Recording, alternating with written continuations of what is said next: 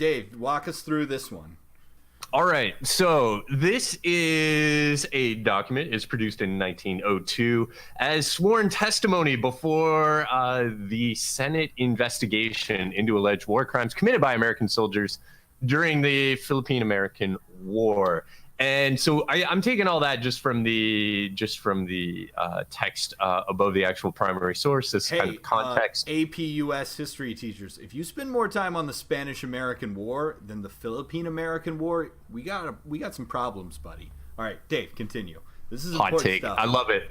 So in this case, what's interesting about this document from the get-go is this context, right? There's a Senate investigation into alleged war crimes, which is really, it's just a brief sentence in this. And then we get to the actual text of the document.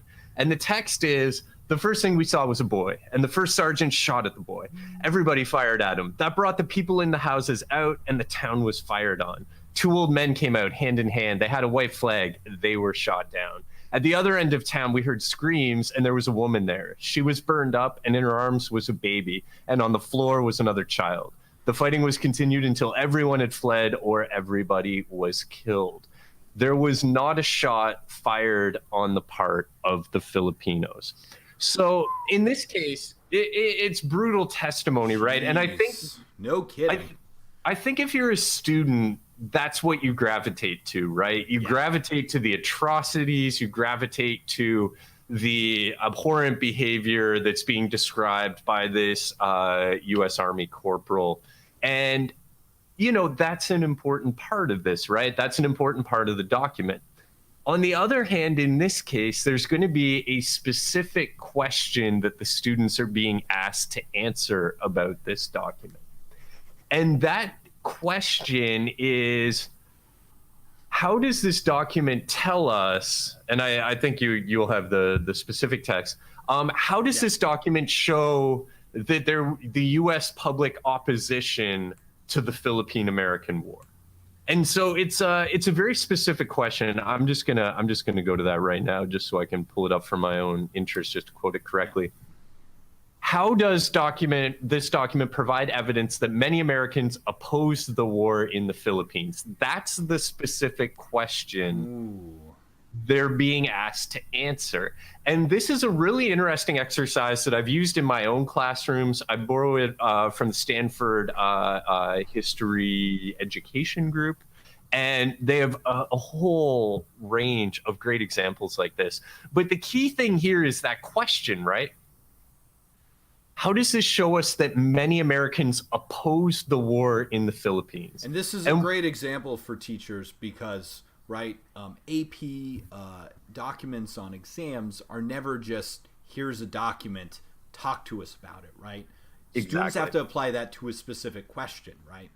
Exactly. And that's the challenge here, because a lot of students will recognize that this corporal was probably opposed to the war, and they'll talk about the atrocities. They'll give a variety of contextual information that they know, say things like social Darwinism or racism more generally, and they'll use that as kind of a motive for the corporal to oppose the war.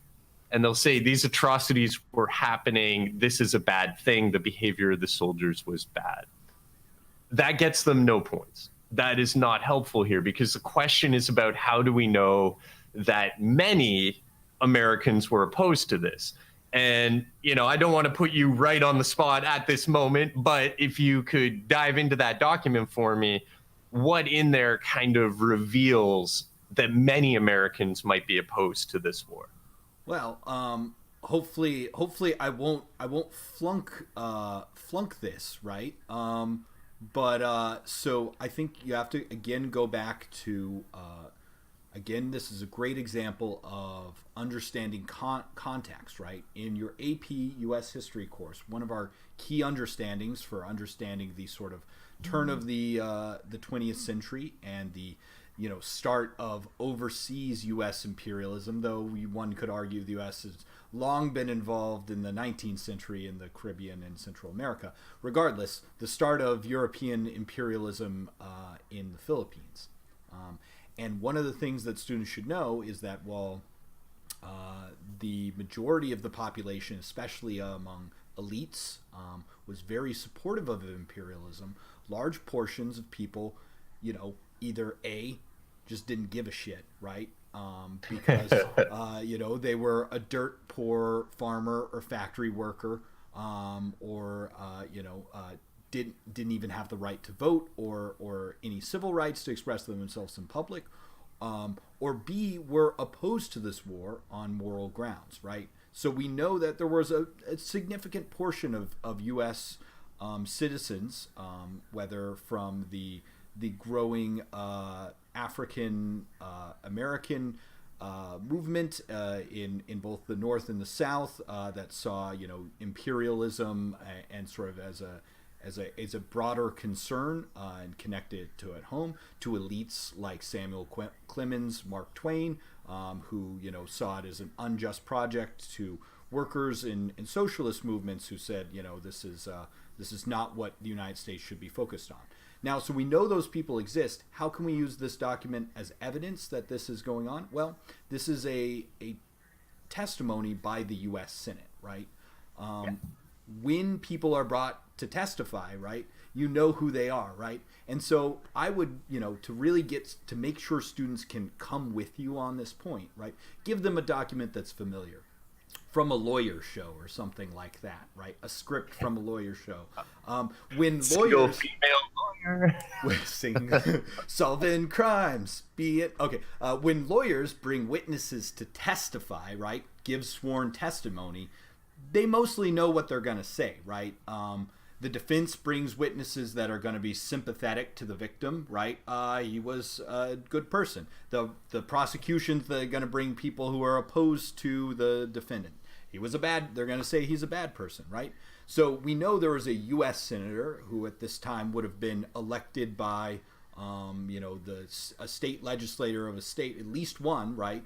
Who had enough pull to be able to bring someone who knew he was going to give this absolutely brutally damning testimony that the United States is just gunning people down who are surrendering, women and children, right? He knows he's going to say that or something to that effect, and he brings him in this public space to testify, right? And so I hope I got this right, but that's why we know that, people are opposed to the war.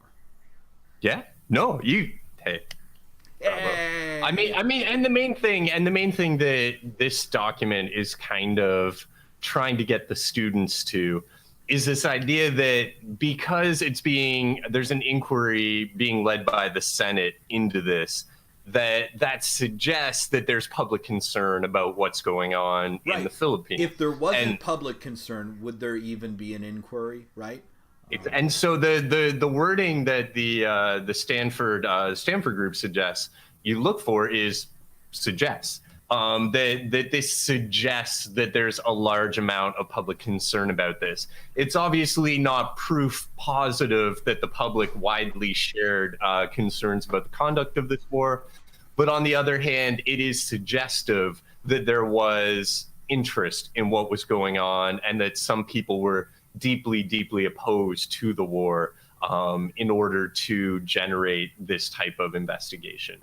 And so again, that can get lost for the students as they get kind of bogged down in the details of the testimony. And this kind of leads neatly into the other document, which is part of this. Do you have that one handy as well? I don't, Dave. I'm sorry.